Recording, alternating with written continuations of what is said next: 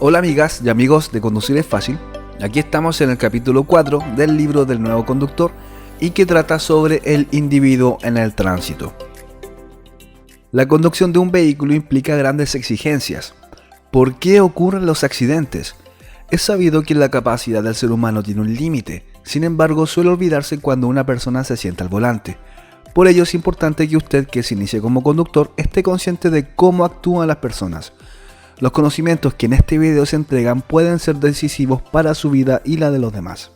Las estadísticas hablan que los conductores con licencia reciente sufren accidentes con una frecuencia 10 veces mayor que los conductores con más experiencia. Eso debes memorizarlo porque puede aparecerte como pregunta de prueba. Y son accidentes en donde no hay otros vehículos involucrados. Esto quiere decir que el conductor con licencia reciente o chocó contra algo o se dio vuelta solo. Ningún otro vehículo intervino. Esas mismas estadísticas dicen que gran parte de las personas alguna vez en su vida se verá involucrada en algún accidente de tránsito donde resulten personas lesionadas. No es un tema menor y es por eso que debes ponerle mucha atención a esta clase. Imagina que un conductor va por una carretera y desea adelantar a otro vehículo. ¿Podría hacerlo? Para responder a esta pregunta, el cerebro del conductor tendrá que juzgar, tendrá que calcular la longitud de la distancia de adelantamiento y también deberá analizar si dispone del espacio suficiente para poder hacerlo sin que sea peligroso. Ese cálculo mental o esa percepción visual tiene que dar origen a una decisión segura. El tránsito presupone y exige que se pueda confiar en los demás usuarios de las vías. También obliga a pensar que se puede ser responsable de las lesiones o muertes de otras personas, y que usted mismo puede resultar víctima de los errores o de la irresponsabilidad de otros. Para ayudar a la persona o al conductor a desenvolverse en el tránsito existen reglas. Conducir un vehículo puede compararse a algo así como estar permanentemente solucionando problemas. En efecto, usted es quien descubre y calcula lo que ha de hacer, y usted mismo lleva sus planes a la práctica. Además, dichos planes deben concordar con los demás usuarios de las vías. Sin embargo, las reglas no pueden ofrecer siempre claridad para saber cómo se resuelven determinadas situaciones. Lo decisivo en muchos casos es el sentido común, el buen juicio y la responsabilidad de usted y de los demás. La responsabilidad con que usted asume su papel de conductor contribuye a formar toda la cultura de tránsito. Si hay muchas personas irresponsables, habrá sin duda un tránsito más violento y agresivo y por lo tanto mucho más peligroso. ¿Están capacitadas las personas para responder a las exigencias del tránsito? Vamos a ver un ejemplo y ponle mucha atención porque este ejemplo aparecerá en muchas partes de este video. Está oscureciendo, está nublado y la visibilidad es reducida. La carretera parece desaparecer al final de una cuesta. La velocidad es de 90 km por hora y el conductor ve cómo la carretera continúa más allá. Él espera que haya una curva hacia la izquierda y en eso decide cambiar de sintonía la radio. De pronto se lleva una sorpresa. La carretera tiene una curva hacia la derecha y no a la izquierda, y se ve obligado a maniobrar bruscamente al mismo tiempo que afloja la presión sobre el acelerador. Por suerte, el pavimento está seco y tiene buena fricción. Después de la curva hacia la derecha hay una curva hacia la izquierda, y poco después de esta se acerca algo que parece ser una motocicleta, pero no. Resulta ser un automóvil cuyo foco izquierdo va apagado. Pronto se ve obligado a reducir la velocidad ya que debe sobrepasar a un ciclista y la carretera es demasiado estrecha para dar cabida a los tres vehículos. El riesgo es muy alto. Luego de unos cientos de metros, nuestro conductor se cruza con un vehículo cuyas luces bajas son muy potentes, quizás están mal ajustadas, y sorpresivamente descubre a un peatón que transita a escasos metros delante de su vehículo. Este peatón no lleva nada reflectante, pero camina por el borde de la calzada por lo que no hay peligro de accidente. El conductor comienza a sentir una sensación de disgusto, piensa en lo ocurrido en el último kilómetro y a la vez a 90 km por hora ingresa a una zona con bosques a ambos lados de la carretera. Ya con su atención dispersa, descubre a dos animales que están cruzando de izquierda a derecha a unos 100 metros delante de su vehículo. El conductor frena algo y continúa a una velocidad más baja, ya que luego debe doblar hacia la derecha. Rápidamente llega al cruce, y al doblar hacia la derecha sobrepasa la línea central, que marca el eje de la calzada. Sin embargo, no ocurre ningún accidente porque no veían vehículos en sentido contrario. Esa situación nos hace preguntar, ¿estamos capacitados para responder a las exigencias del tránsito? Al comienzo, el conductor interpretó mal el terreno. Él esperaba una curva hacia la izquierda, pero la curva era hacia la derecha. Luego, de igual modo, interpretó mal al auto que llevaba un foco roto, creyendo que era una motocicleta.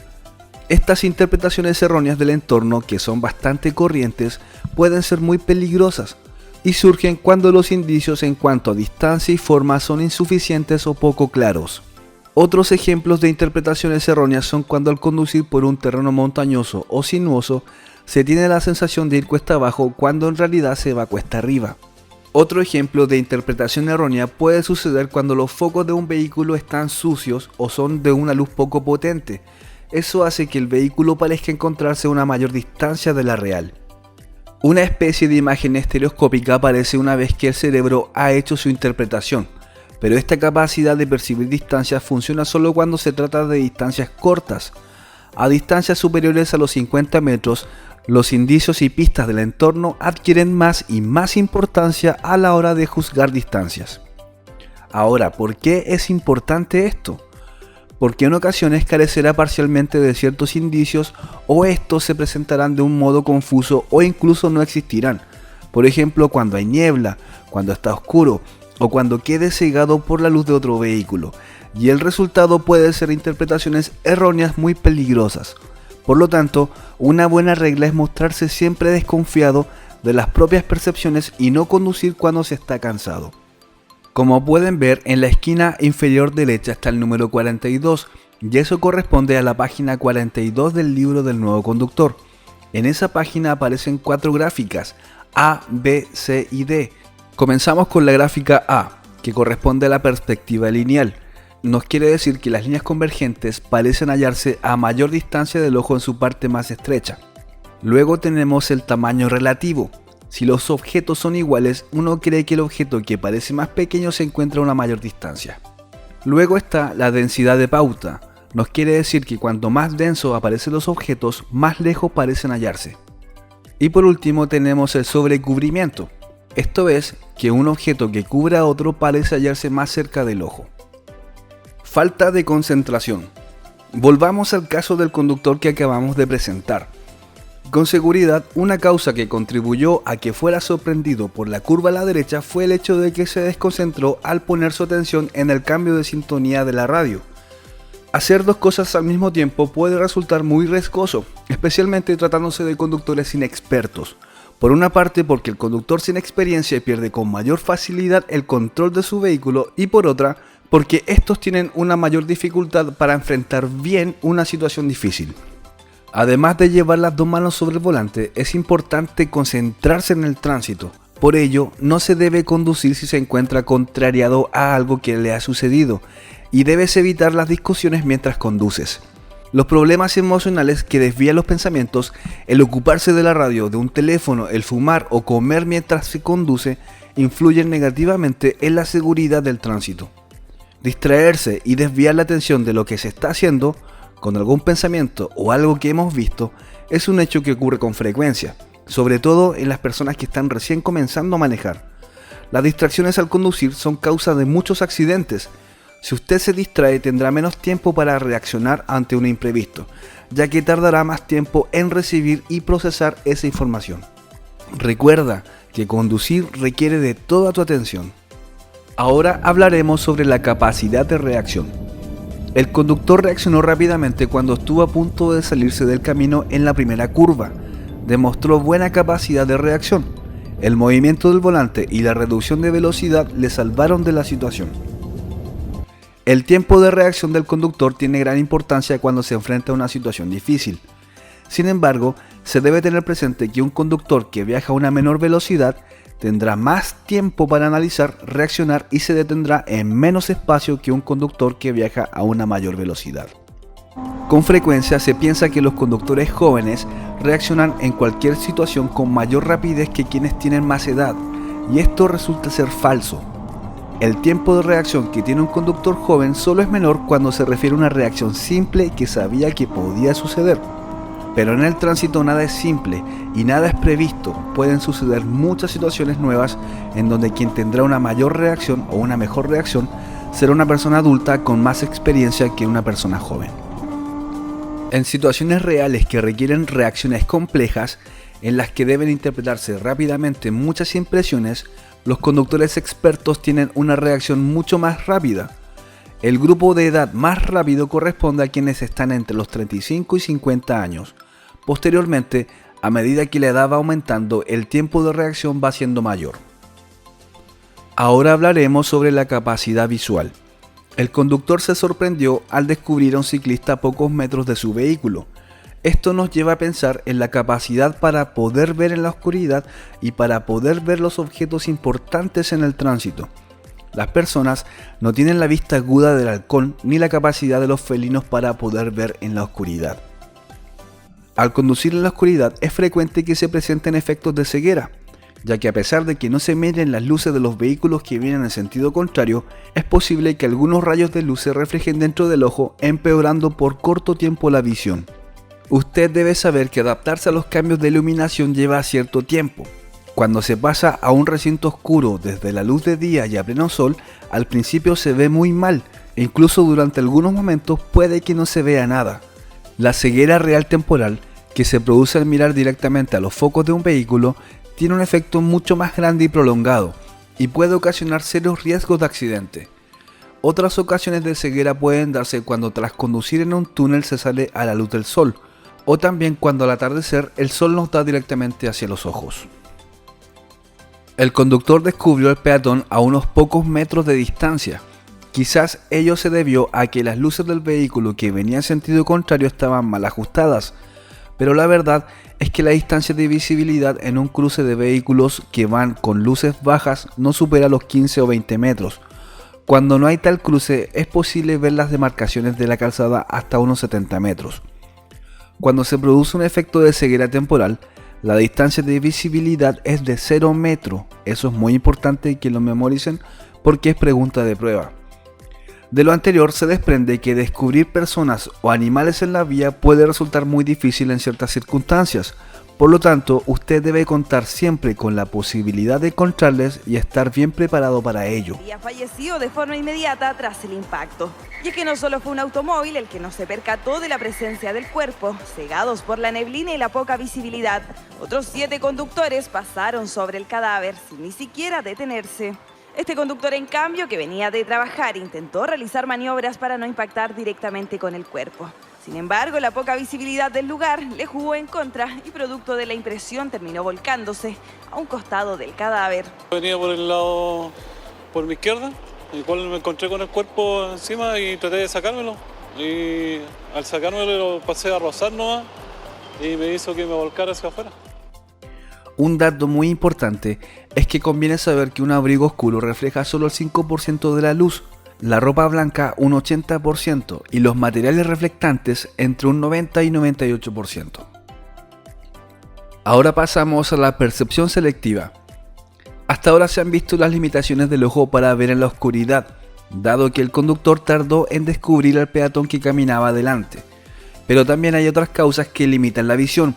En efecto, no siempre se ve oportunamente lo que es importante. Las personas funcionan de tal manera que descubren lo que están dispuestas a ver, esto es, lo que esperan encontrar.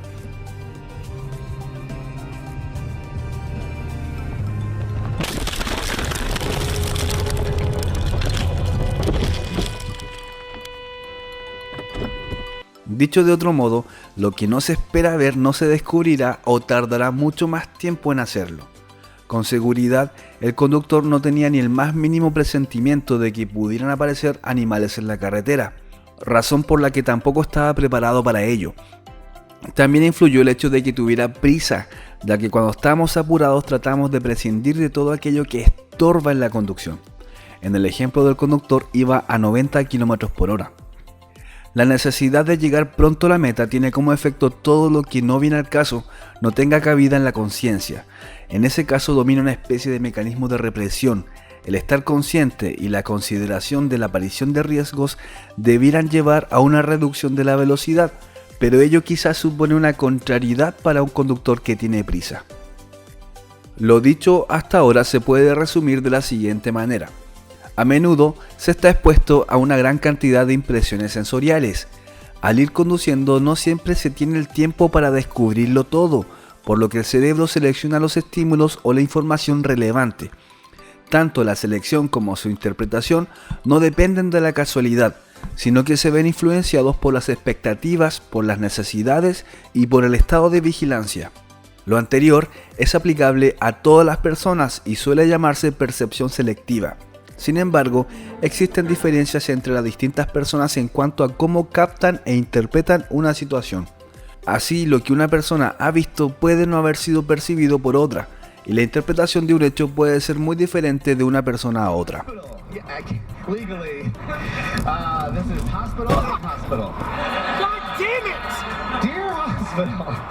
Después de realizado el proceso perceptivo, que es rapidísimo, se decide acerca de una acción.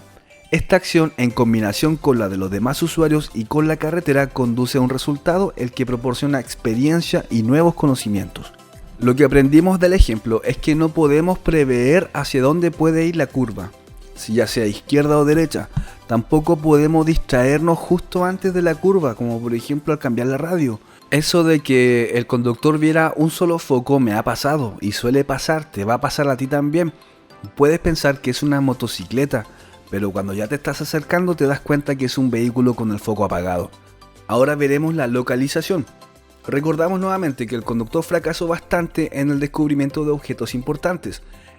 En parte ello se debió a las limitaciones del ojo para poder ver en la oscuridad, así como también al fenómeno de la percepción selectiva que se acaba de mencionar.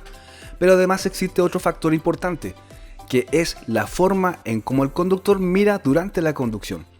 Hacia dónde, en qué orden y durante cuánto tiempo mira el conductor. Esos tres factores dependen de la habilidad de cada persona y van variando con la experiencia. Debes saber que en las partes externas de la visión periférica, la agudeza visual es menos del 0,1%. Se descubren las cosas con la visión periférica y se reconocen con la visión directa. Por ejemplo, si se descubre algo en el ángulo derecho del ojo, mueves la cabeza y los ojos lo reconocen.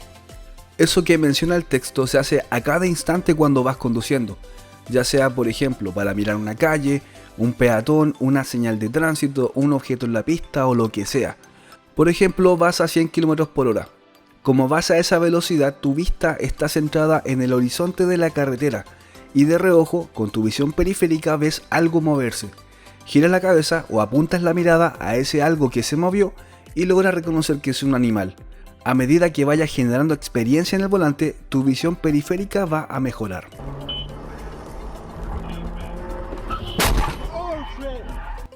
Aunque no se vea con gran nitidez con la visión periférica, es fundamental que se vea algo. Normalmente se tiene un campo visual de algo más de 180 grados. Una significativa reducción en una persona de ese ángulo puede ocasionar serias dificultades en la capacidad de orientación. Los conductores con experiencia aprovechan su visión periférica más que quienes son inexpertos. Eso es pregunta de prueba, así que memoricen esas líneas o compréndanlas. Y dice, debido a que tienen una técnica de localización más sistemática. En cambio, los conductores inexpertos casi siempre ven lo que se encuentra cerca del vehículo y concentran su mirada en objetos fijos, como por ejemplo, la solera, un auto que no quieren golpear, un animal, un peatón, los mismos instrumentos del vehículo. No se tienen que quedar pegados mirando algo fijo. La vista siempre debe ser al horizonte y lo demás se percibe de reojo. Una reducción de la visión, del tipo que sea, puede influir significativamente en la capacidad de quien conduce. Un campo visual satisfactorio y una visión tal que permita percibir nítidamente objetos a diferentes distancias durante el día y la noche son imprescindibles para poder resolver las situaciones más complejas o complicadas del tránsito. Presta mucha atención y toma todas las medidas ante cualquier tipo de alteración de la vista que pudiera sufrir. Pasamos a la página 48 del libro, procesamiento limitado de información. Si volvemos por última vez al caso del conductor, en el cruce él traspasó el eje de la calzada. Es probable que ello se debiera a que subestimó la velocidad que llevaba. Entre otras causas, tal subestimación se produce al acostumbrarse a cierta velocidad y a no percibir las impresiones sensoriales necesarias para darse cuenta de la velocidad a la que se va. Los automóviles modernos tienen una marcha bastante silenciosa y sin vibraciones, lo que facilita el no advertir la velocidad a la cual se marcha. Asimismo, la conducción monótona por una carretera recta y en buen estado tampoco presenta variaciones en lo que a las impresiones de la vista se refiere.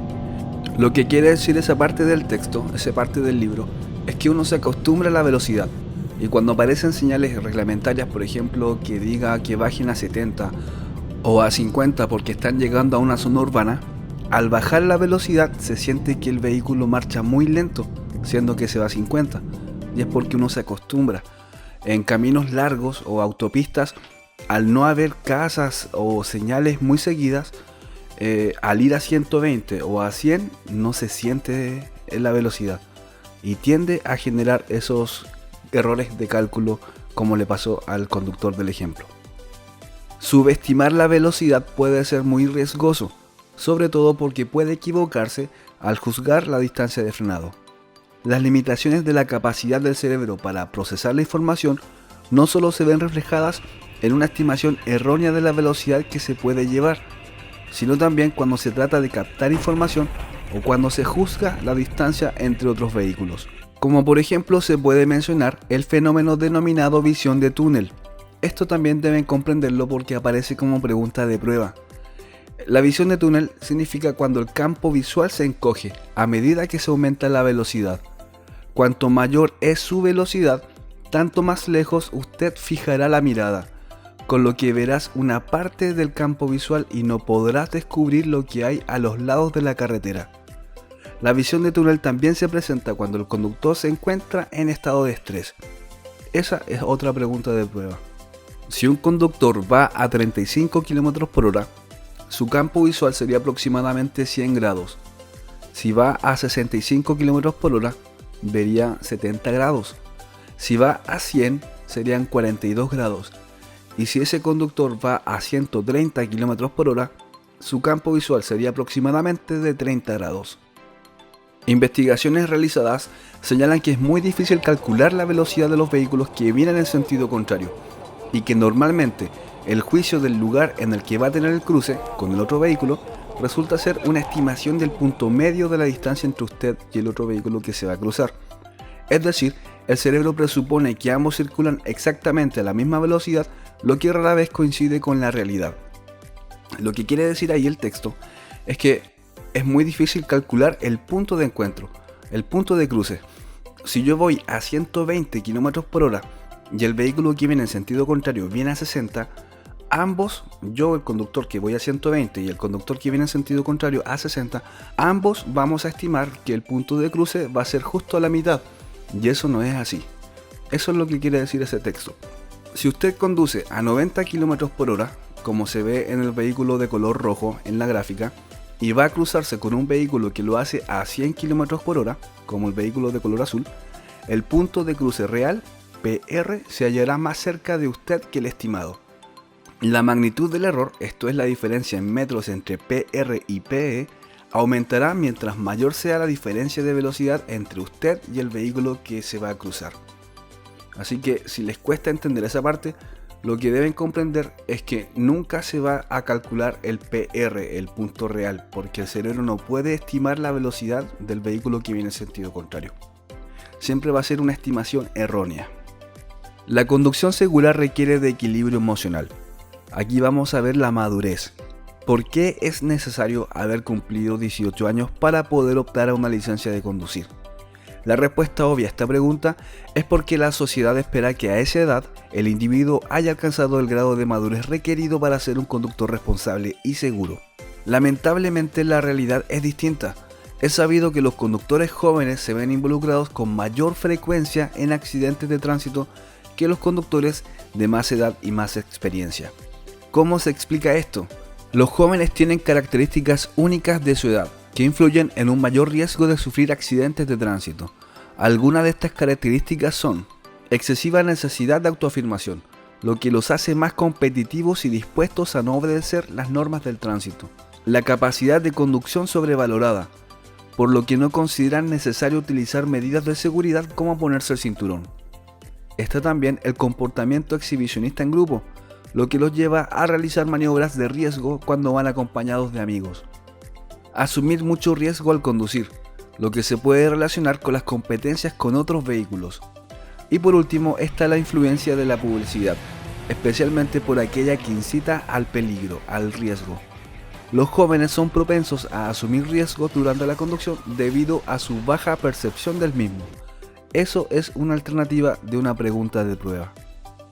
Existen 5 factores que influyen en la evaluación y aceptación del peligro y que podrían explicar el comportamiento de los jóvenes que tienen mayor tendencia a sufrir accidentes de tránsito. El primero sería la actitud frente al tránsito. No perciben la conducción como algo que puede llegar a ser peligroso, por lo que difícilmente adoptarán comportamientos prudentes al conducir. Atribuciones sobre el comportamiento. Muchos creen que conducen mejor que los demás, por lo que le atribuyen los errores a otras personas. El tercero sería experiencia en la conducción, lo que hace que no perciban bien los riesgos. El cuarto sería el nivel de control. Confían mucho en su capacidad de controlar el vehículo en situaciones peligrosas, por lo que asumen más riesgos. Y por último sería la baja percepción del riesgo, lo que se mencionó hace un par de segundos. Muchos no ven como peligrosas situaciones de riesgo, como por ejemplo conducir tras haber ingerido alcohol, por lo que su comportamiento será mucho más arriesgado. Esta parte es importante porque es pregunta de prueba. Los jóvenes con licencia reciente, por su limitada experiencia como conductores, interpretan y comprenden equivocadamente situaciones de tránsito. Los conductores jóvenes sobreestiman sus capacidades o habilidades para conducir más que los adultos.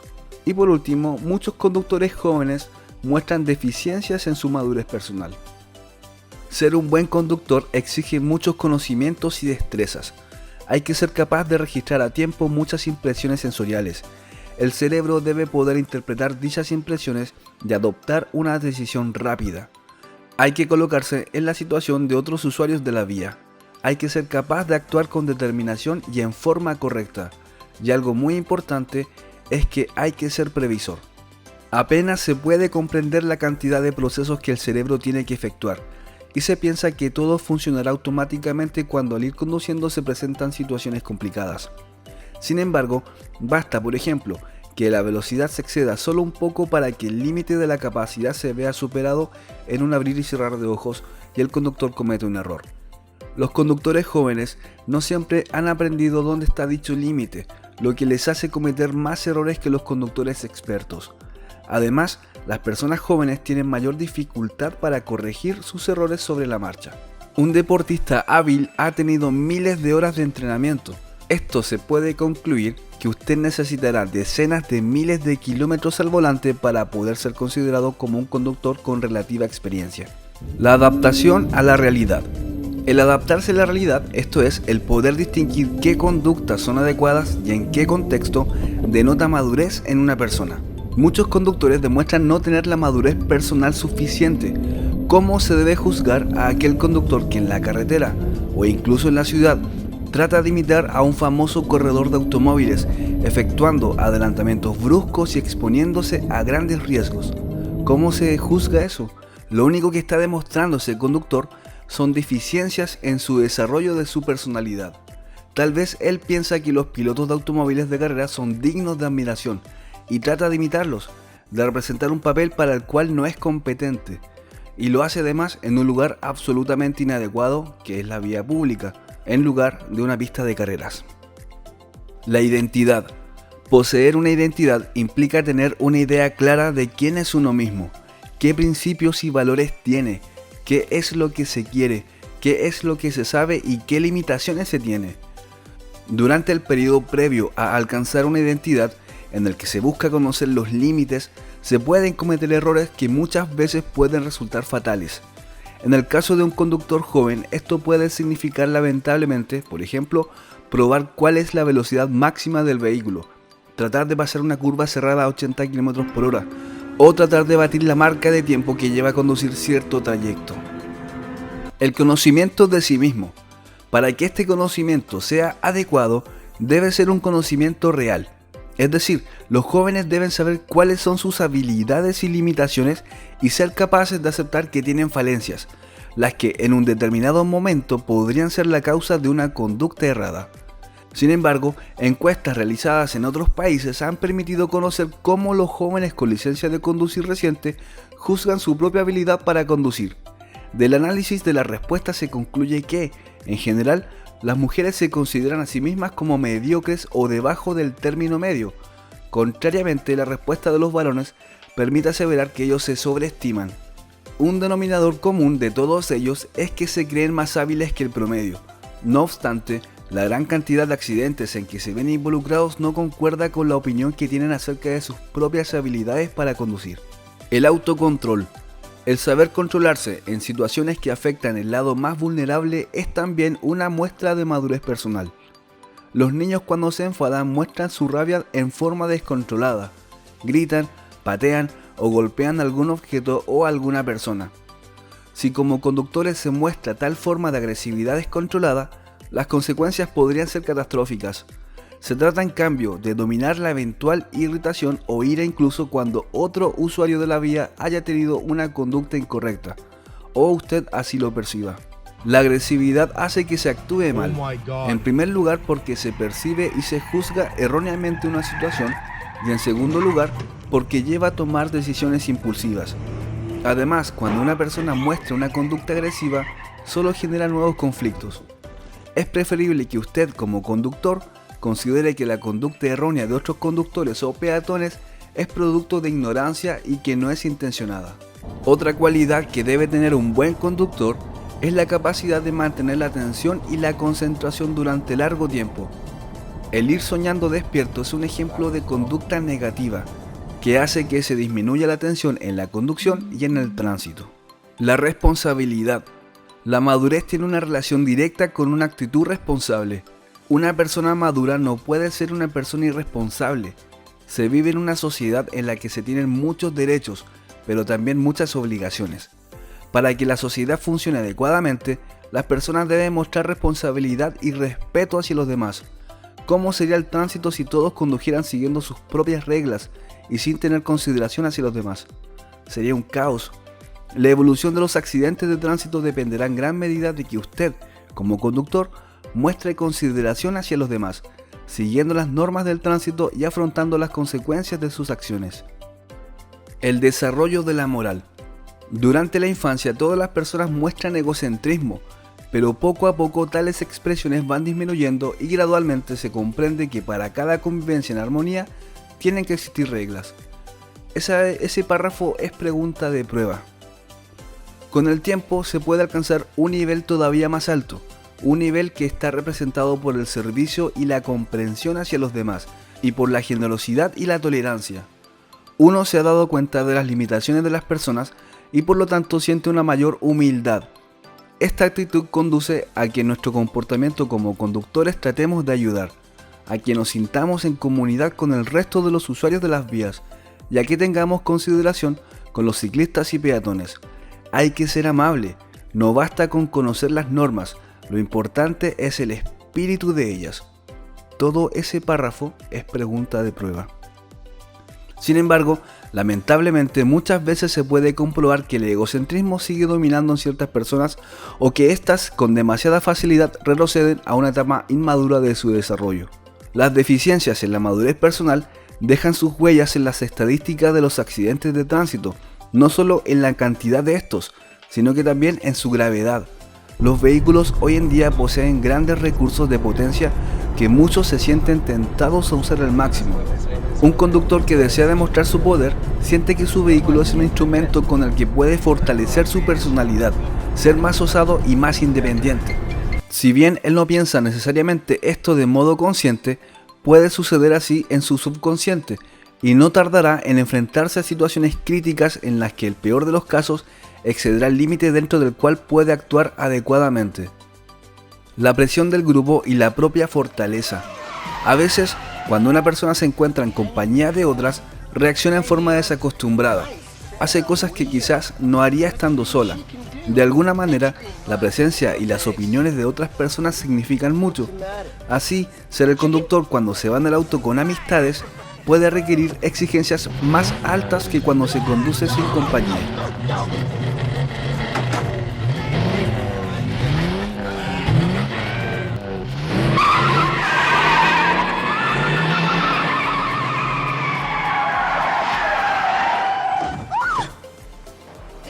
Stupid enough to race that asshole?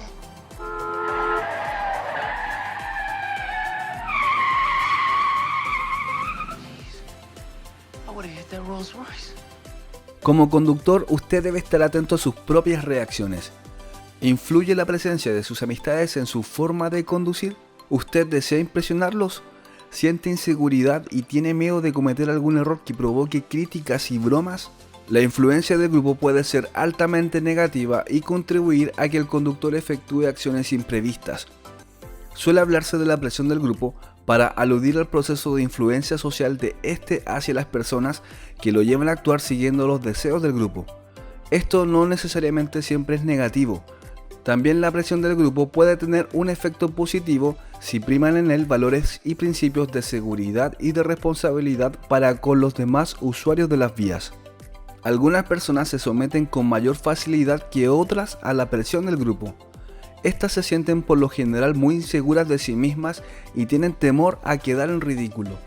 Por eso optan por seguir la pauta que marca el grupo. Otras personas, en cambio, resisten mejor tal presión. Poseen una mayor autonomía y voluntad para defender sus opiniones. Si sus acompañantes o el grupo han ingerido alcohol, es probable que más de alguien exprese sus ideas de forma alborotada, agresiva y más primitiva. ¿Será usted capaz de negarse a las exigencias del grupo a conducir a mayor velocidad? ¿Serás capaz de negarte a acelerar violentamente o a efectuar maniobras riesgosas? ¿O no podrás soportar que te tilden de miedoso si te niegas a transportar una mayor cantidad de lo que acepta tu vehículo? ¿Podrás soportar que se rían de tu prudencia para conducir?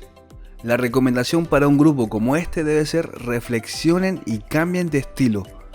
O en el peor de los casos, habrá que darte un consejo a ti, que sería cambiar de grupo de amigos. Ante muchos accidentes de tránsito, cabría preguntarse: ¿en qué grado fue responsable el grupo de que ocurriera el accidente? No obstante lo anterior, evidentemente la mayoría de los jóvenes muestran actitudes responsables y se influyen mutuamente en forma positiva. Y si aprenden y practican las reglas básicas de seguridad de tránsito que se entregan en este video, con el tiempo serán conductores autónomos y seguros. Conductas que implican riesgos. Investigaciones han concluido que existen conductas o variables, como las que se describen a continuación, que facilitan que se produzcan accidentes de tránsito o situaciones conflictivas. Estas conductas serían la impulsividad, el no asumir la culpa, la represión, la formación de reacción y el hacerse valer. La impulsividad, que significa que se actúe sin pensar, no previendo las consecuencias, es casi siempre negativa. Con frecuencia lleva a acciones que se hacen que se pierda el control del vehículo o se sorprenda a otros usuarios de la vía, con el consiguiente riesgo de accidentes. Las acciones impulsivas son típicas de niños, quienes casi siempre suelen dar rienda suelta a sus propios impulsos. El no asumir la culpa. Ciertas personas tienen gran propensión a culpar a otros y se niegan a ver su propio comportamiento en el desarrollo de los acontecimientos. Evaden la culpa con pretextos, lo que en la mayoría de los casos genera la irritación de los demás. Estas personas culpan a otros de lo sucedido y no asumen su responsabilidad, y por lo tanto no modifican su conducta ni sacan experiencias valederas, frenando así su desarrollo personal al no existir un aprendizaje de las experiencias. Si usted hace memoria cuando alguien le comentó sobre algún tipo de accidente que tuvo, se dará cuenta de que nunca tuvo la culpa. Siempre culpa a los demás o culpa a la vía o al entorno. Por ejemplo, alguien que se sale en una curva no asume su responsabilidad de que se salió porque iba a exceso de velocidad. O alguien que colisionó al vehículo del frente porque el de adelante frenó muy rápido. No asume su responsabilidad de que tenía poca distancia de seguimiento. Y todas esas excusas se repiten. No es que el peatón bajó inesperadamente a la calzada. No es que el ciclista dobló de la nada.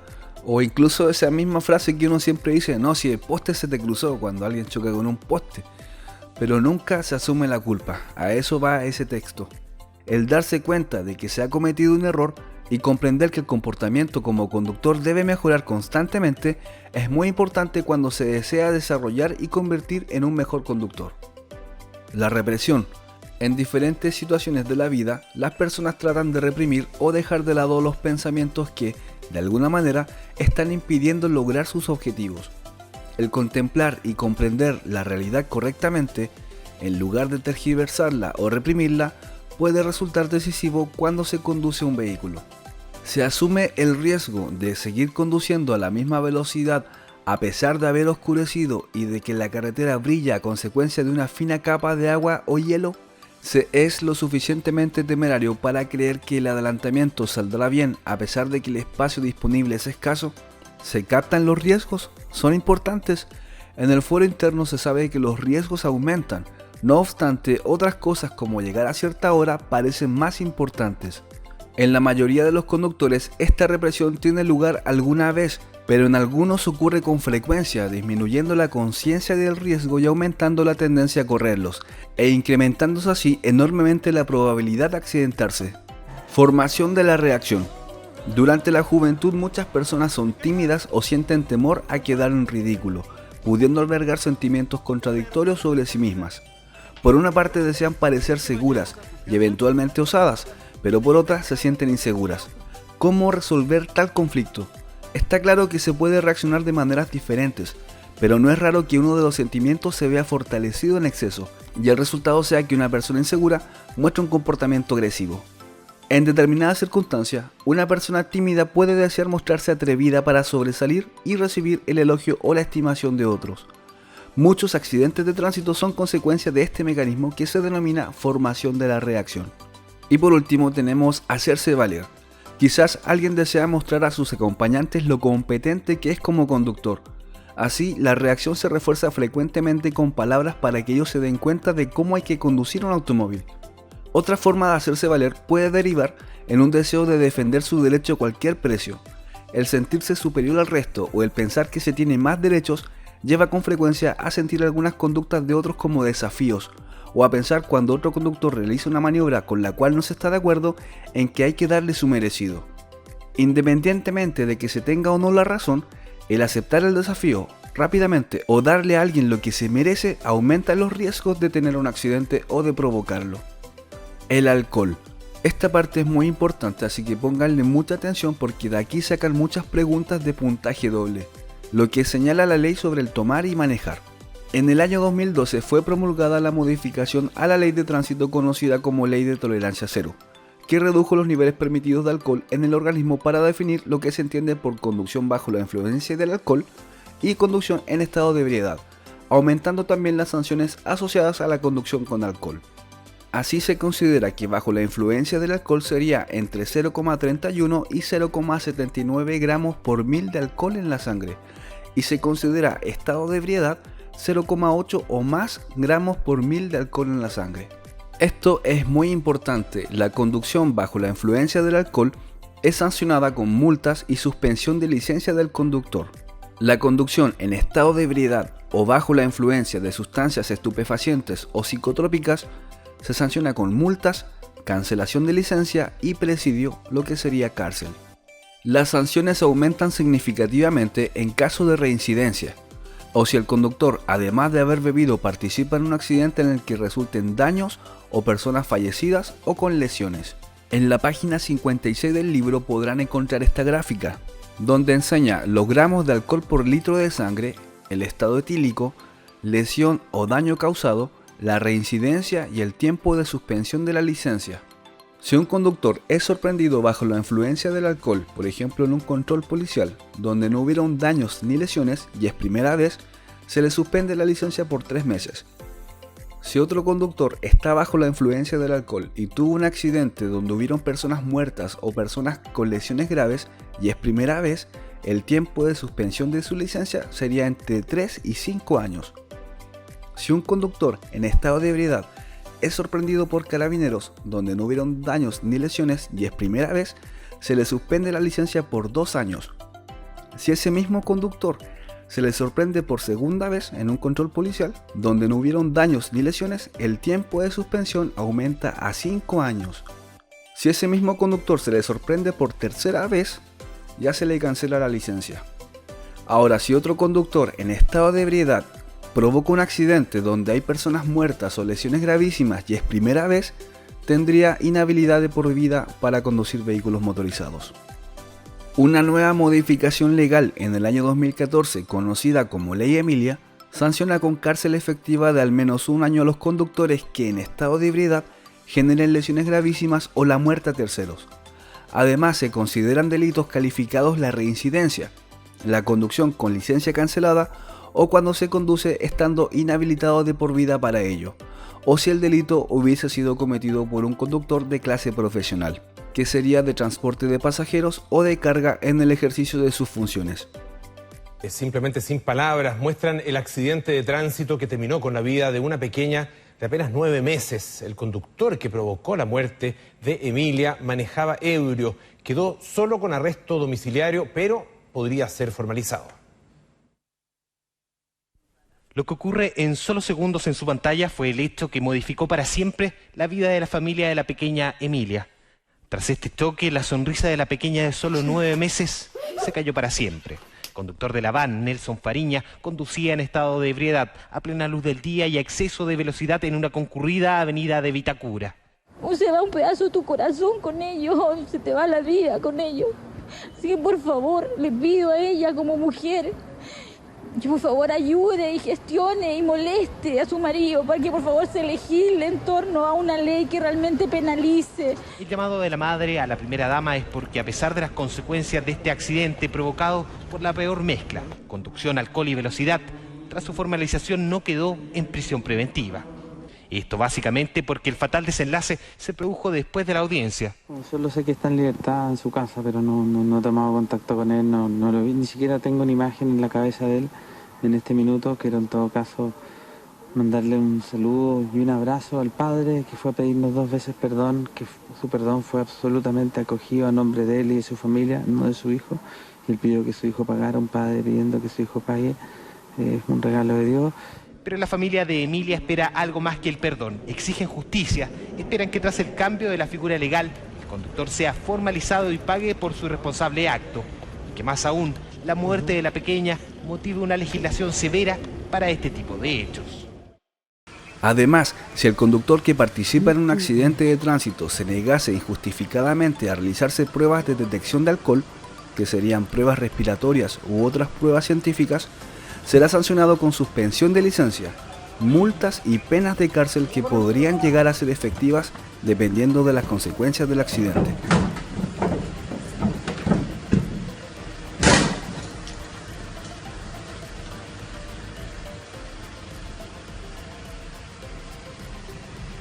Y esto es muy importante. Cuando se ingiere alcohol, aumentan las infracciones a las normas del tránsito por 2 motivos: porque las capacidades se ven deterioradas o disminuidas y porque se tiene un menor sentido de la responsabilidad y de la prudencia. Eso es una pregunta de prueba. Los efectos del alcohol en el organismo. El cerebro es influido por el alcohol mucho más que otros órganos del cuerpo. Lo que muchos no saben es que los primeros efectos del alcohol se manifiestan en el ámbito psicológico, como por ejemplo en la atención, en la percepción y en el procesamiento de la información. Con pequeñas concentraciones de alcohol, quizás con 0,1 gramos por mil de alcohol en la sangre, se afecta el comportamiento y la conducta. Ciertas inhibiciones disminuyen y la confianza se fortalece, y aumenta la tendencia a sobreestimar la propia capacidad. Esto constituye un gran peligro, ya que muchos desean acrecentar la sensación de agrado bebiendo mucho más. Las capacidades de reacción y de coordinación también se ven afectadas por pequeñas cantidades de alcohol. Esa es una alternativa a una pregunta del examen. Y esta parte deben memorizarla o comprenderla. El alcohol perturba el estado de ánimo, hace más lenta la comunicación con el sistema nervioso e inhibe la capacidad de distinguir entre diferentes estímulos, lo que influye negativamente con el tiempo de reacción de un conductor ante un imprevisto. Por otra parte, la mayoría de las personas puede no notar la reducción de la visión después de tomarse unos tragos, y eso puede ser así en lo que se refiere a la visión directa. Sin embargo, lo que no se nota es que la visión periférica disminuye, y lo peor es que uno no se da cuenta de que no se descubren las cosas hasta que puede resultar demasiado tarde. A mayores concentraciones de alcohol, el empeoramiento de la visión es evidente, sobre todo en forma de visión doble. Los músculos de cada ojo no trabajan bien juntos y los músculos del cristalino funcionan peor, lo que dificulta enfocar la mirada. Además, las pupilas comienzan a funcionar mal. En resumidas cuentas, se puede señalar que la visión periférica la atención, el tiempo de reacción y la capacidad de interpretación y decisión se ven influidas antes que la parte motriz, es decir, las funciones verdaderamente decisivas se ven afectadas antes de que uno mismo empiece a darse cuenta del estado en que se encuentra. La única tasa de alcohol segura para conducir es 0.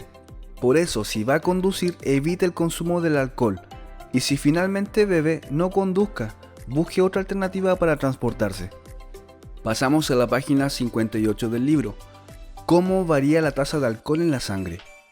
Para conocer la tasa de alcohol que tiene en un momento dado una persona que ha bebido, se requiere analizar una muestra de sangre, puede ser una alcoholemia, o efectuar una prueba espirométrica con equipos especiales usados con este fin por Carabineros de Chile.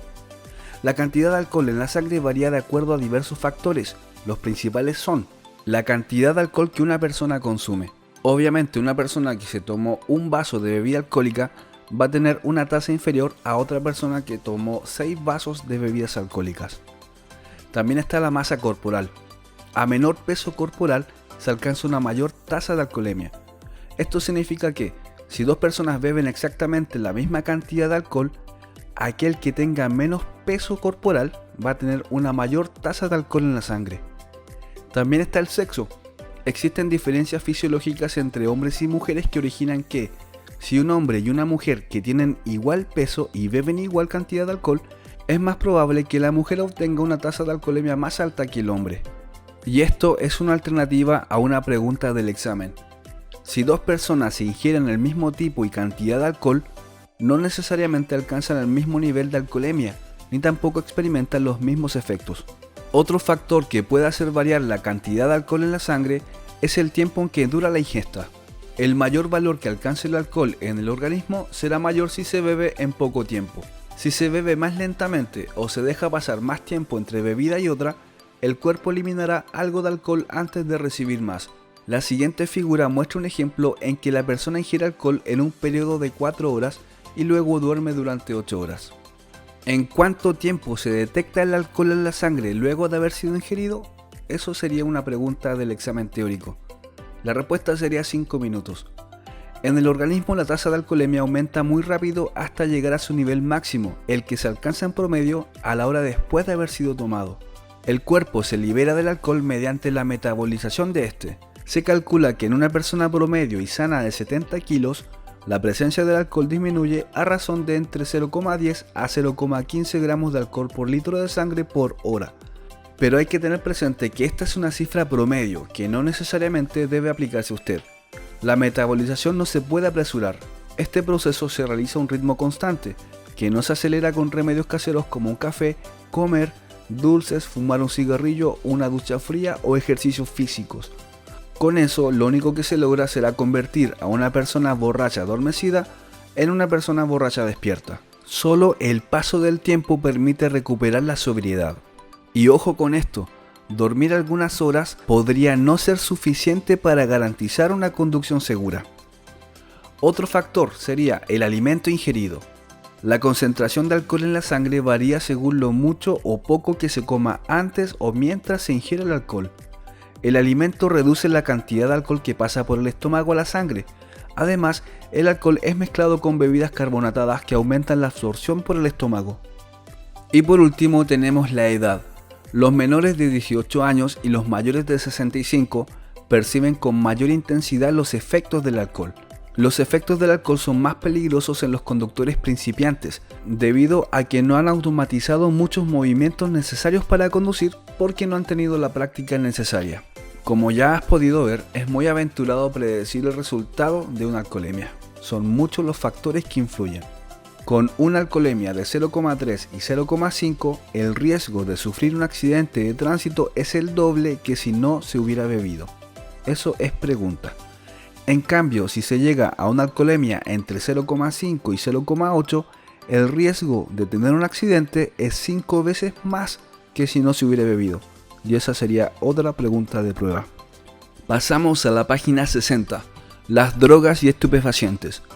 El mayor riesgo de conducir habiendo consumido drogas está dado por el hecho de que todas ellas actúan sobre el cerebro y pueden alterar la percepción, la cognición, la atención, el equilibrio, la coordinación, el tiempo de reacción y otras facultades requeridas para conducir de manera segura. Los efectos de cada droga específica difieren dependiendo de su mecanismo de acción, de la cantidad consumida, del historial del consumidor, porque éste puede presentar resistencia, y de otros factores. Las drogas generan dependencia física y psicológica. Algunas de las drogas ilegales más consumidas en la actualidad son la marihuana, la cocaína, el éxtasis, anfetaminas y alucinógenos. El consumo de ellas, además de constituir un riesgo para la salud, conllevan peligros reales al conducir bajo sus efectos, por lo que es necesario conocer estos riesgos. La marihuana se clasifica como depresor, como alucinógeno. No es estimulante. Sus efectos en el organismo son de rápida aparición y varían según la dosis, según el tipo de marihuana y del estado del individuo, tanto físico como anímico. Las principales consecuencias de su consumo son: se altera la percepción del entorno, como por ejemplo los colores. Se altera la percepción del tiempo, del espacio y de la velocidad, por lo que conlleva a calcular peor las distancias. Cuesta mantener la concentración, por lo que existe una gran probabilidad de tener alguna distracción al volante. Aumenta el tiempo de reacción y por ende aumenta también la distancia de detención frente a una situación de riesgo. Y también produce fuertes somnolencias. La cocaína es un estimulante cuyos principales efectos son: produce un comportamiento más competitivo e incluso agresivo. El comportamiento de quien la consume puede volverse impulsivo, lo que provoca cometer grandes errores al volante. Se sobreestiman las capacidades, lo que conlleva asumir mayores niveles de riesgo, cometiendo más infracciones y conduciendo de forma más peligrosa. La percepción del entorno se ve alterada y también disminuye la capacidad de concentración, pudiendo sufrir distracciones fácilmente. La pasta base. Los efectos de fumar pasta base de cocaína dependen del tipo de preparación, de la dosis, de la frecuencia del consumo, de las impurezas y de las posibles adulteraciones que contenga. El efecto después de fumar pasta base es rápido e intenso, aparece en un lapso de segundo y dura algunos minutos. Al consumirla se pueden distinguir 4 etapas: etapa de euforia, etapa de disforia, etapa en que la persona empieza el consumo ininterrumpido y la etapa de psicosis y alucinaciones. Etapa de euforia, caracterizada por un estado de euforia. Hay disminución de inhibiciones, sensación de placer, éxtasis, intensificación del estado anímico. Hay cambios en los niveles de atención, falsa sensación de capacidad y competencia, aceleración de los procesos de pensamiento, disminución del hambre, del sueño y de la fatiga. La segunda etapa es la disforia, donde hay una falsa sensación de angustia, hay depresión, inseguridad, tristeza y apatía, entre otros. También se produce un deseo incontenible de seguir fumando. La tercera etapa es donde la persona comienza el consumo ininterrumpido, cuando aún tiene dosis en la sangre, pero sigue consumiendo para evitar la etapa anterior, que sería la etapa de angustia, de depresión, de tristeza. Y la última etapa es la etapa de psicosis y alucinaciones, donde hay una pérdida del contacto con la realidad, la que puede darse después de días o incluso semanas del consumo, pudiendo durar semanas o meses. Se sufren alucinaciones sensoriales que pueden ser visuales, auditivas, olfatorias o cutáneas. En todas las etapas de la pasta base, los riesgos para la conducción son altos y evidentes. Entre los efectos físicos se destacan la falta de coordinación, los mareos, la dilatación de las pupilas, temblores, náuseas y vómitos. Y para finalizar con el tema de drogas y estupefacientes, por último tenemos el éxtasis, donde dice: es posible experimentar ilusiones ópticas, como flashes en la periferia del campo visual, lo que podría ocasionar la acción de maniobras evasivas bruscas y peligrosas. Eso es una alternativa de una pregunta de prueba. El éxtasis puede generar las siguientes manifestaciones: periodos de mayor sensibilidad a la luz, por lo tanto mayor tendencia a los deslumbramientos, o episodios de visión borrosa, dificultad para mantener la concentración, episodios de depresión o ansiedad, y una vez que desaparecen los síntomas, periodos de agotamiento físico y mental. Y a modo resumen, está esta tabla comparativa en la página 62 del libro, donde compara los efectos fisiológicos de cada droga y las manifestaciones en la conducción. Por ejemplo, la única droga que no produce impulsividad como efecto fisiológico sería la marihuana. O pueden preguntarle: ¿cuál de todas las drogas produce pánico durante la conducción? La respuesta sería éxtasis. O también puede ser cuál de las 4 drogas produce impulsividad para enfrentar imprevistos.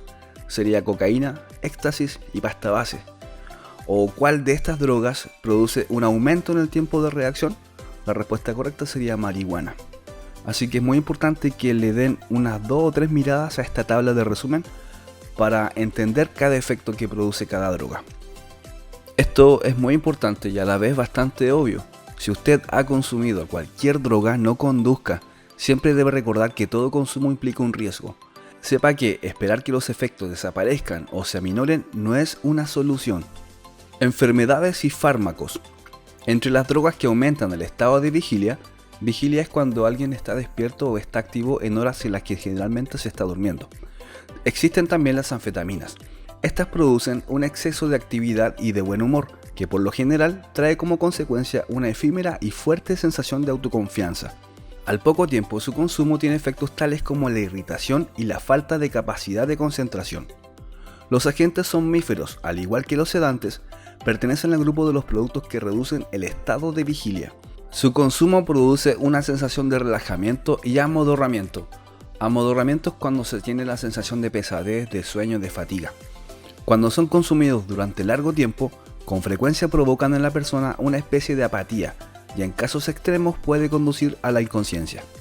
Riesgos de enfermedades y medicamentos en la conducción. Cada día existe mayor conciencia social de los riesgos que conlleva conducir bajo los efectos del alcohol o de las drogas. Sin embargo, se desconoce la inseguridad de conducir bajo los efectos de muchos medicamentos.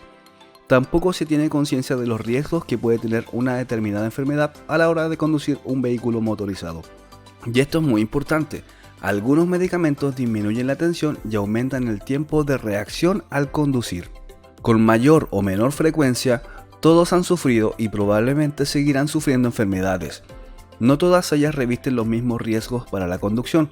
Por ejemplo, los trastornos neurológicos son los que tienen mayor riesgo de ocurrencia de accidentes, seguidos de adicciones a medicamentos y a la diabetes. Otras patologías que revisten riesgos en la conducción son las enfermedades cardiovasculares, problemas en el sistema motor, las artritis, dificultades para escuchar y algunos problemas de visión.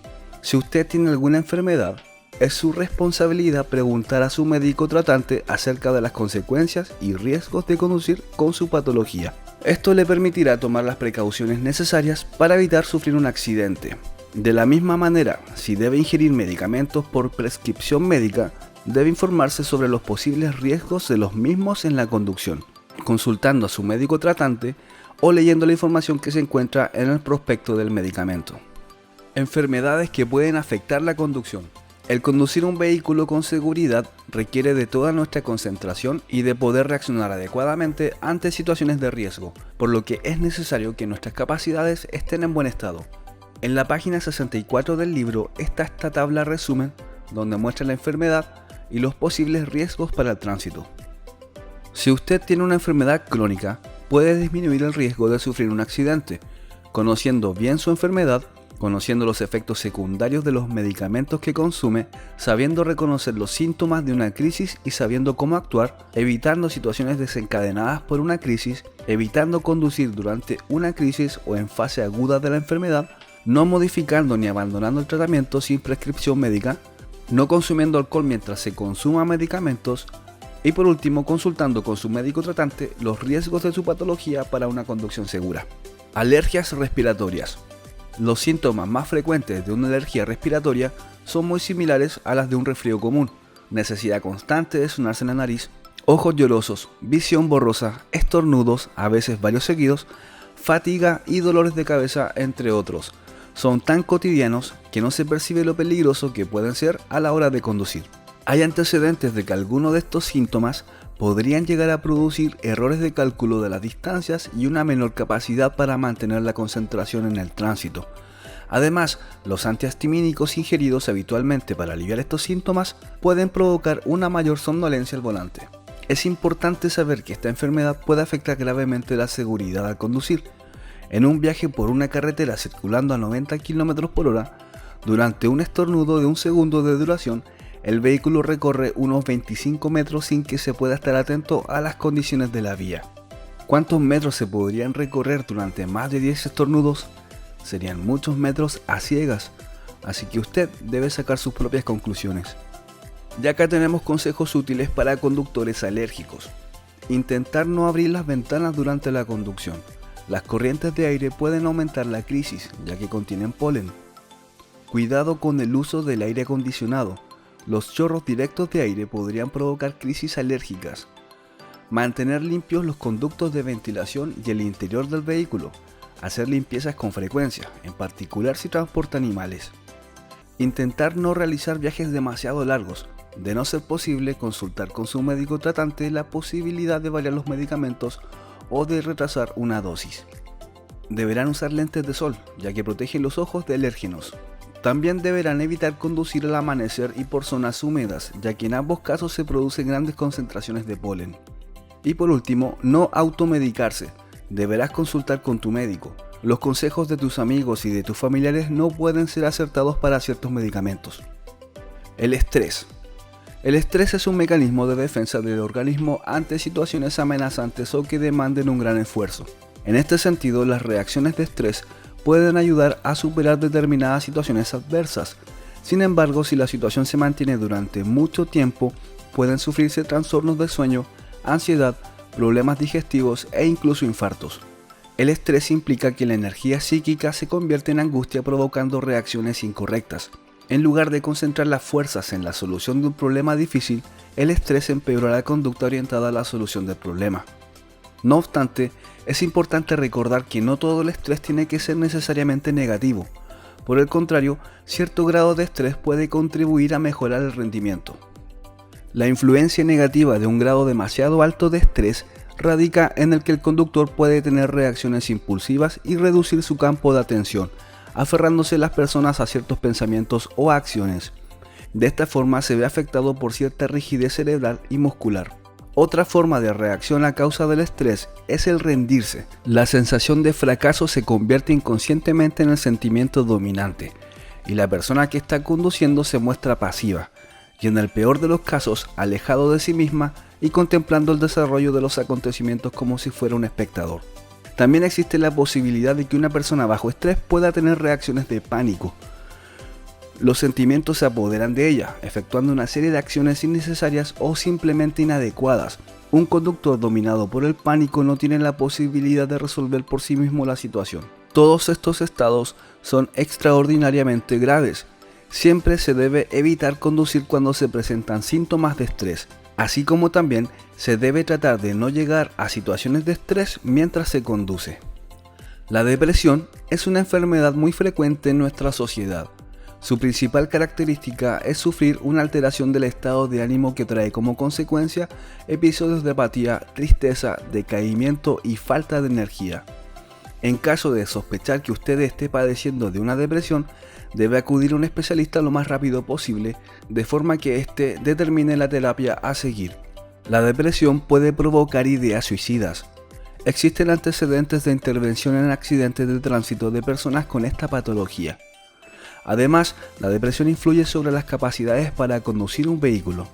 En efecto, los cambios de estado de ánimo provocan que el conductor esté sumergido en sus pensamientos y no en las condiciones del tránsito. No existe la misma preocupación por parte del conductor de buscar información del entorno, por lo que podría demorar en detectar situaciones de riesgo, como por ejemplo cuando un peatón cruza la calzada. La depresión conlleva mayor probabilidad de sufrir estados de somnolencia y de fatiga, por lo que no se recomienda conducir de noche, ni durante mucho tiempo, ni en entornos monótonos. Una persona con depresión puede alterarse con facilidad ante algunas circunstancias y reaccionar de forma impulsiva o desproporcionada ante los demás usuarios de la vía. La depresión produce inseguridad, lo que facilita cometer errores o comportarse de forma inesperada al conducir. Normalmente se consumirá medicamentos que pueden afectar la capacidad para conducir. Medicamentos que pueden afectar la conducción. Un porcentaje importante de la población toma regularmente algún medicamento, y como ya se dijo, en general desconoce los efectos de estos en la conducción segura de un vehículo.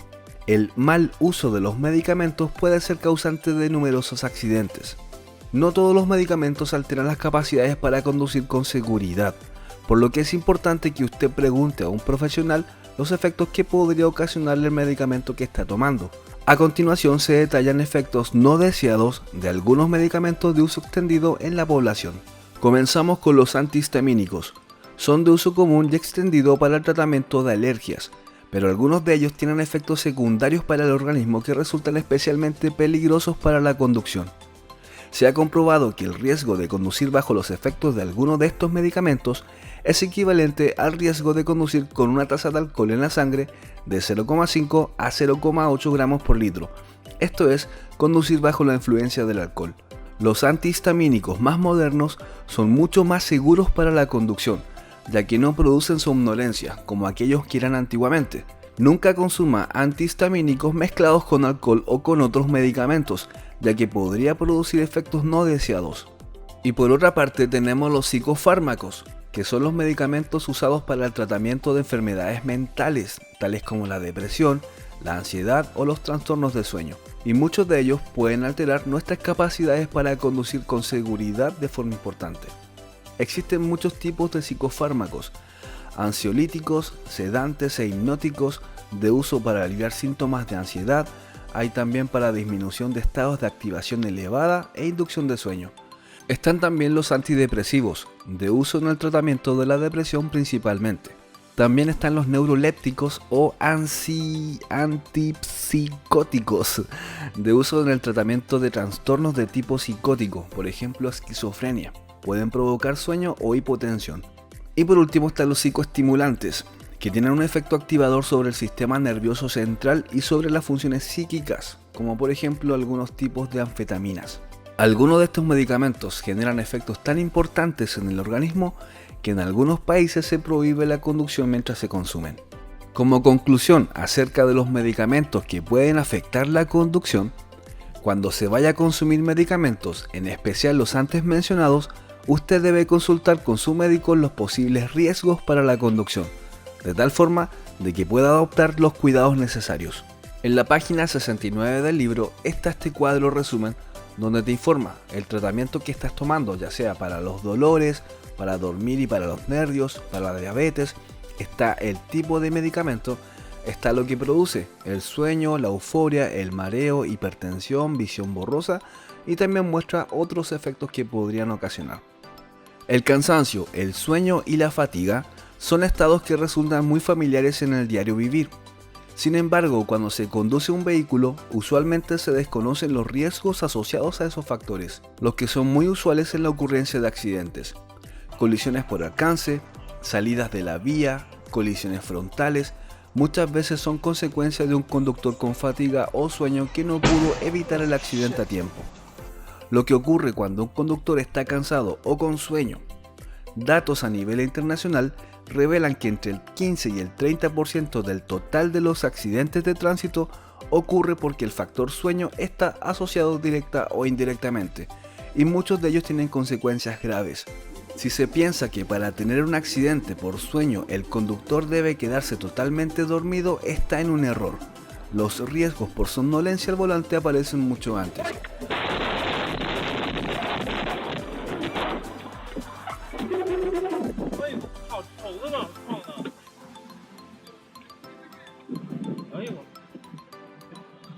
Otro mito es creer que el sueño solo aparece de noche, cuando el sueño puede aparecer de día por muchas causas. Esto es muy importante.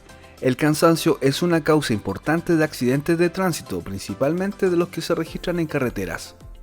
Efectos del cansancio y del sueño en la conducción. El conductor tiene una gran responsabilidad cuando siente que el cansancio va apareciendo. Cuando se está cansado o con sueño, entre otros efectos, ocurre lo siguiente. Aumenta el tiempo de reacción. Esto explica accidentes como colisiones por alcance, cuando el vehículo de adelante frena y no se alcanza a frenar a tiempo. También aumenta el número de distracciones al volante, ya que la somnolencia dificulta la concentración en el tránsito y las distracciones aparecen con mayor facilidad. Esto es especialmente peligroso cuando se conduce en un entorno monótono y con poco tráfico. Monótono se refiere cuando, por ejemplo, van conduciendo en carretera o autopista. La capacidad para tomar decisiones al volante y el juicio se alteran. Con sueño, las personas demoran más en tomar una decisión, aumentando la probabilidad de participar en una situación de riesgo. El sueño contribuye también a que se cometan muchos más errores al conducir, sobre todo cuando se necesite responder con rapidez ante una situación complicada como acceder a una autopista o carretera. El cansancio y el sueño incrementan los errores en la estimación de velocidades. La coordinación psicomotriz empeora y la movilidad del conductor se altera. Los músculos se relajan ocasionando movimientos más lentos y menos precisos. Existe la tendencia de hacer movimientos de forma automática, sin pensar, lo que puede derivar en maniobras realizadas sin pensar y no necesariamente adecuadas para la situación del tránsito, como por ejemplo atravesar un cruce con semáforos sin asegurarse de que tenga luz verde. Pueden presentarse microsueños, que son periodos de algunos segundos en que el conductor, sin darse cuenta, se queda ligeramente dormido y totalmente ajeno de lo que ocurre a su alrededor. Normalmente el conductor no tiene conciencia de haberse quedado dormido, ni siquiera cuando despierta. Los microsueños pasan absolutamente desapercibidos.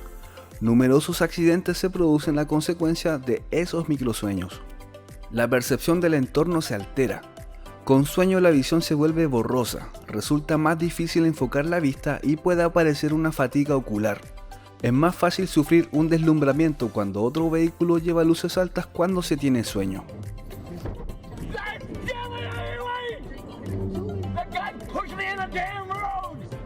Se producen cambios en el comportamiento. Con sueño, un conductor puede ponerse inquieto o puede volverse más hostil con los demás usuarios de la vía. Es posible aceptar un mayor nivel de riesgo, como por ejemplo aumentar la velocidad, en especial cuando se está cerca del destino y se está ansioso por llegar. El cansancio puede presentarse por distintas razones. Tratándose de la conducción de un vehículo, la causa más corriente es quizás la combinación de esfuerzo físico y monotonía. Conducir durante largo rato exige cierto trabajo muscular. Permanecer sentado todo el tiempo empeora la circulación de la sangre, hay menor oxigenación de la sangre y la conducción se hace pesada para los ojos. Además, los diferentes ruidos contribuyen al cansancio. Diferentes fases de cansancio. Esta parte es muy importante, así que mucha atención acá porque de aquí sacan varias preguntas de puntaje doble. La primera señal de cansancio se manifiesta con una falta de interés y cierta indolencia por la actividad intelectual. Poco a poco se presenta el primer bostezo. No es extraño que se tenga la boca seca y que se empiece a sentir frío. Esta última sensación es muy traicionera, ya que se desea aumentar la temperatura al interior del vehículo, sintiéndose luego aún más adormecido. Los bostezos son más frecuentes y son cada vez más profundos. Los párpados quieren cerrarse y la velocidad se hace irregular. El conductor se desorienta y se plantea preguntas como ¿ya pasé la ciudad X o estoy por llegar a ella? En las fases finales se ve lo que no existe. Los músculos de la nuca se relajan y se comienza a dar cabezadas. Las ganas de dormirse ya son demasiado fuertes y el sueño no puede dominarse ni con el máximo esfuerzo de voluntad. Con seguridad usted ya habrá sacado la conclusión de que mucho antes hay que detenerse para descansar, estirar las piernas, tomar aire fresco o dormir unas horas. Nunca permita que su apuro sea tanto como para arriesgar su vida y la de los demás. Si en alguna ocasión comienza a sentirse cansado al ir conduciendo, mientras busca un lugar para detenerse, asegúrese de que entre aire fresco a su vehículo. Eso es una alternativa a una pregunta del examen. Factores que favorecen la aparición de sueño. Entre las situaciones más comunes que pueden favorecer la aparición de la somnolencia están el momento del día, la madrugada, especialmente entre las 3 y 5 de la madrugada, y las primeras horas de la tarde, entre las 2 y las 4. Son especialmente favorables para la aparición de la somnolencia, aunque usted haya dormido lo suficiente. Esa es una pregunta que tiene puntaje doble, así que memorícenla. Entre las 3 y 5 de la madrugada aparece la somnolencia o entre las 2 y 4 de la tarde. También está dormir menos horas que las habituales. Cada persona sabe cuántas horas necesita para levantarse descansada y poder estar despejada y a pleno rendimiento durante el día. Se puede sentir mucha somnolencia después de dormir poco en una noche, especialmente si duermes menos de la mitad de las horas que necesitas. Si duerme 1 o 2 horas menos en cada noche, en pocos días experimentará una gran somnolencia. Cambiar las horas habituales de sueño. Cuantas más horas seguidas esté despierto, más difícil será resistirse al sueño. El sueño aparece con mucha facilidad a la hora en que acostumbra ir a dormir, y más tarde el sueño será aún mayor. Evita conducir en esas condiciones, ya que el riesgo de accidentarse será aún mayor. Las personas que trabajan en turnos cambiantes, como el personal de salud o de servicios de emergencia, que varían con frecuencia los periodos y la cantidad de horas dedicadas al sueño, Con frecuencia experimentan periodos de fuerte somnolencia mientras están despiertos. Ellos en especial deben tener mucha precaución al conducir. La calidad del sueño. Cuando el sueño no es reparador, a la mañana siguiente se está cansado y somnoliento, por lo que no se está en un perfecto estado para poder conducir. También puede ocurrir que tenga el sueño ligero, y al no descansar las fases más profundas, no se descansa lo suficiente. Así, aunque no despierte durante la noche, al día siguiente puede sufrir de una fuerte somnolencia. El tránsito monótono, como por ejemplo conducir de noche por una carretera recta sin tráfico durante muchos kilómetros. Eso también favorece la aparición de la somnolencia. En cambio, en vías en las que se experimentan muchos cambios constantes del entorno, como por ejemplo una ciudad con mucho tráfico, es más fácil mantenerse activo y despejado. El consumo de sustancias sedantes y estimulantes, como el alcohol o algunos medicamentos, pueden favorecer la aparición de sueño. Una comida abundante también puede favorecer la aparición de sueño, por lo que deberías evitarlas si vas a conducir.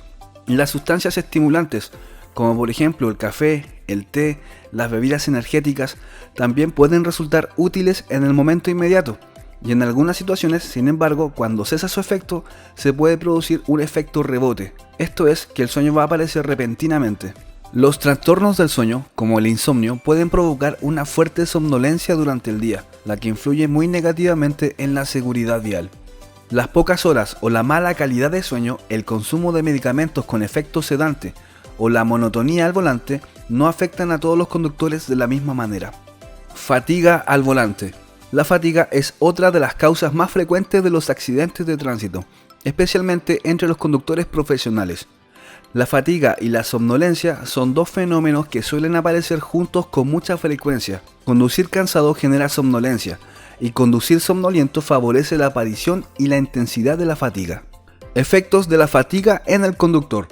Los efectos de la fatiga más riesgosos para la conducción son alteración de sensaciones y percepciones, como por ejemplo la visión borrosa, que impide percibir el entorno de forma adecuada, disminución de la sensibilidad auditiva, lo que afecta la percepción adecuada de sonidos del entorno, posibilidad de experimentar reacciones bruscas y desproporcionadas ante sonidos repentinos, como por ejemplo frenar de manera brusca al escuchar alguna bocina. Sensaciones de pesadez, dolor de nuca, dolor de espalda, migrañas, calambres y otras sensaciones molestas o desagradables.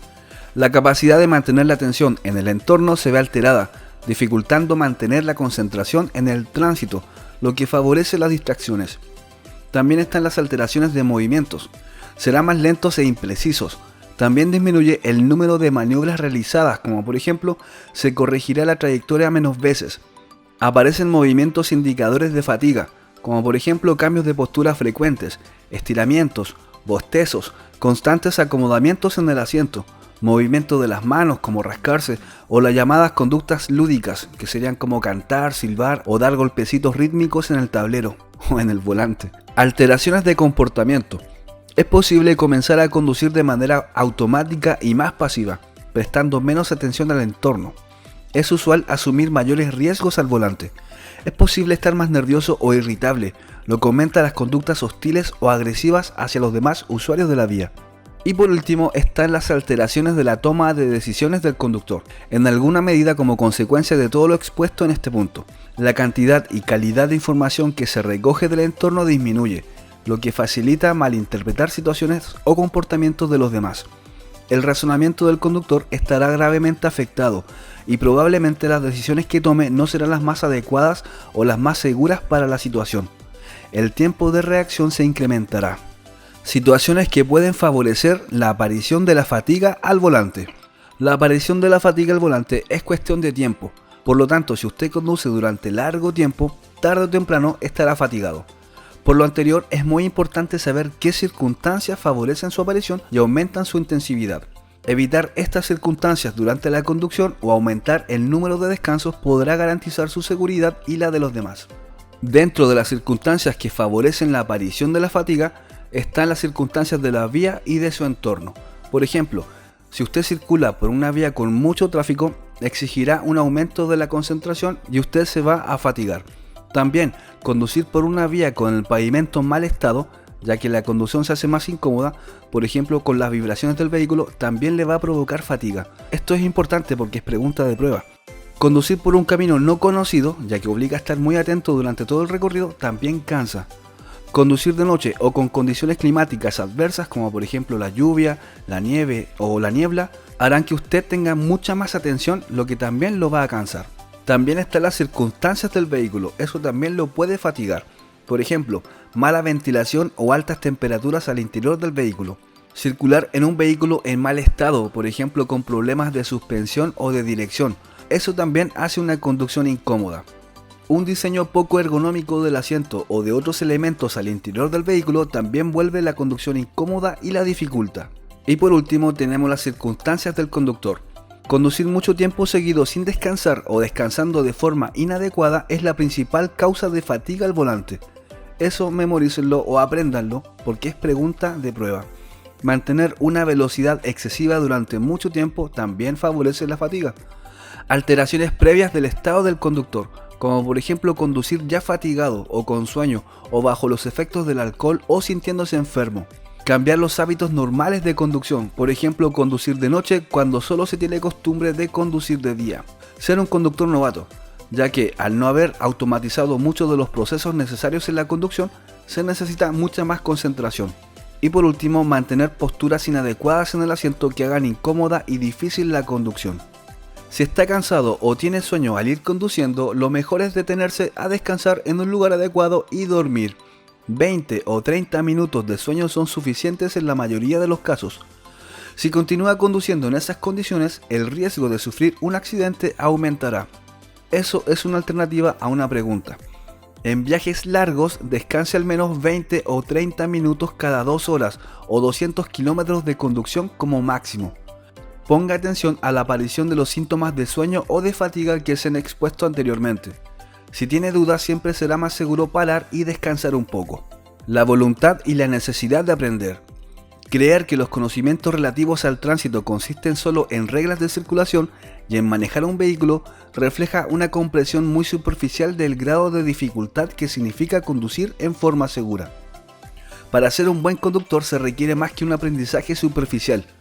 Muchas situaciones que pueden presentarse al conducir un vehículo deben experimentarse, discutirse y analizarse con conductores experimentados. No basta con aprender las normas de memoria, sino que es necesario reflexionar sobre los diversos problemas que pueden surgir. Aunque se haya recibido una excelente formación y haya obtenido la licencia para conducir, debe considerarse a sí mismo como un principiante, que está obligado a procurarse gran experiencia para llegar a ser un conductor seguro. Las estadísticas de accidentes relativas a personas con licencia de conducir obtenidas recientemente son amargas, eso lo vimos en el capítulo 1. Por ello, si usted es joven y especialmente si es varón, no sobreestime su rapidez pensando que podrá ganarle al reloj, ya que estarás poniendo en riesgo no solo tu vida sino que también la de los demás. Su misión debe ser la de contribuir a un cambio. Muchas investigaciones muestran precisamente que el comportamiento de los conductores va variando a medida que van adquiriendo experiencia.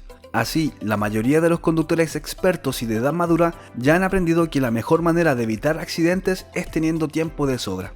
Y con esto terminamos este capítulo número 4 que tanto me ha costado. 1 hora 28 minutos. Felicitaciones a los valientes que vieron este video completo. Vamos a finalizar esta clase con unas preguntas. Según la ley de tolerancia cero, se dice que una persona está bajo la influencia del alcohol cuando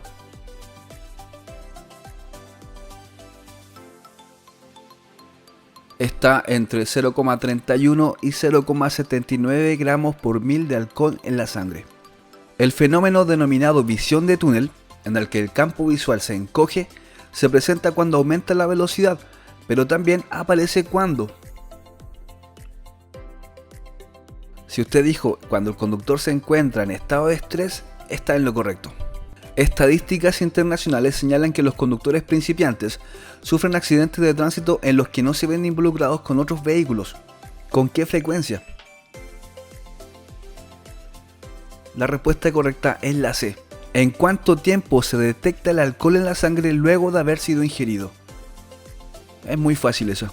A los 5 minutos. La cocaína es un estimulante cuyos principales efectos son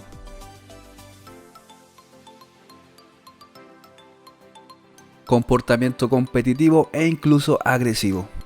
¿Qué debería hacer un conductor que comienza a sentirse cansado al ir conduciendo mientras busca un lugar para detenerse? La respuesta correcta sería la B, asegurarse de que entre aire fresco a su vehículo. Si una persona ha ingerido alcohol, ¿cuál de los siguientes efectos probablemente no ocurriría?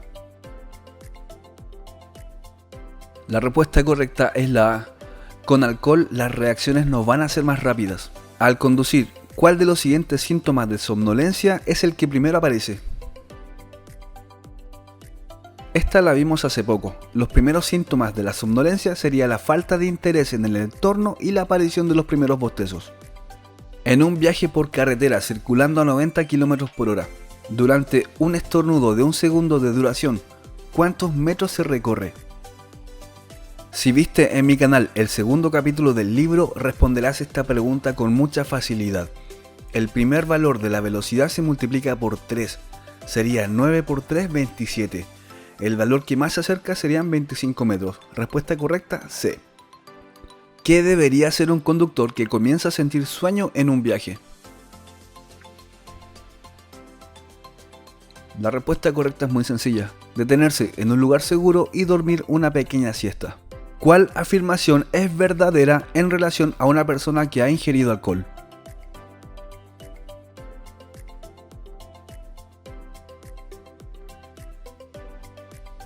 Si usted respondió la capacidad de reacción y de coordinación se ven afectadas por pequeñas cantidades de alcohol, se ganó 2 puntos en el examen.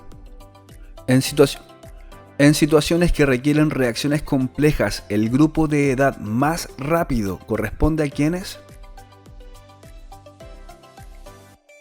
tienen 35 y 50 años. Un conductor que maneja de noche debe saber que un abrigo oscuro refleja solo el 5% de la luz y la ropa blanca un 80%. ¿Cuál afirmación es falsa en relación a un conductor joven con licencia reciente? ¿Sobreestima sus capacidades o habilidades? Eso es verdadero. Muchos conductores jóvenes muestran deficiencias en su madurez personal, también es verdadero. La respuesta correcta es la A. Para una persona que está acostumbrada a trabajar de día y dormir durante la noche, ¿en cuál de los siguientes horarios es más fácil que aparezca el sueño al momento de conducir? Si usted dijo entre las 3 y 5 horas, está en lo correcto. ¿Qué debería hacer una persona que está tomando un medicamento para la tos y no está seguro si el remedio le puede afectar en la conducción? Es muy sencilla. Simplemente no conducir hasta consultar con su médico. Aproximadamente, ¿cuántas horas deben transcurrir para que el organismo de un individuo que presenta 1.0 gramos de alcohol por litro de sangre se encuentre libre de alcohol? Para responder esta pregunta, consulta la página 58 del libro o el minuto 52 de este video. La respuesta correcta sería la C. Y con esto, amigas y amigos de Conducir es Fácil, finalizamos este video, este capítulo que me costó mucho. Como siempre, si te sirvió este material, si te ayuda a estudiar mejor, si aprobaste con este contenido, comparte, dale me gusta o coméntame algo. Muchas gracias por ver.